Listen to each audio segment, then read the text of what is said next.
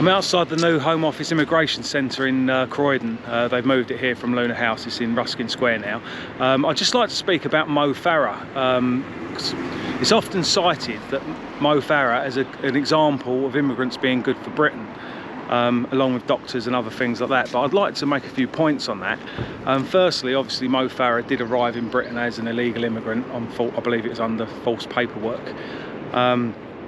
Also, what has he really done for Britain? I understand that he's received hundreds of thousands of pounds, if not millions of pounds, in grants for his training.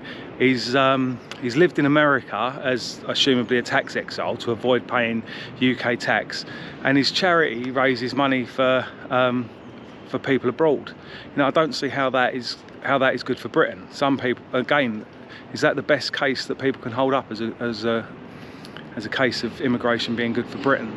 Also, another one that's frequently used is doctors. Obviously stealing doctors from the third world, they consider that to be good for Britain and for the NHS. So they're not born doctors, they're obviously trained to be doctors.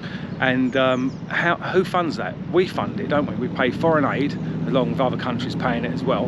We pay foreign aid, we pay gift aid on private donations that go abroad. Apparently the diaspora community from Africa send more money to Africa than we send in foreign aid. So we're paying gift aid towards that.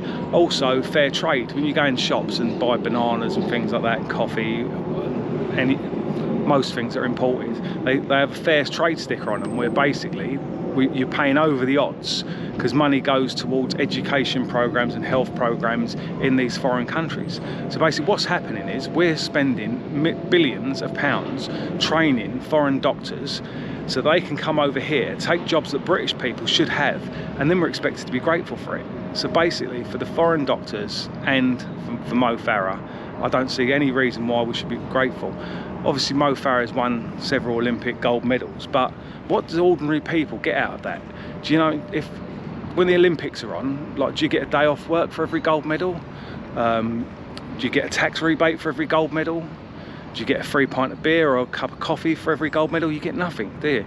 It's like, it's cake and circus. You're meant to look at it and be grateful that someone on TV is getting a medal for pretending to be British.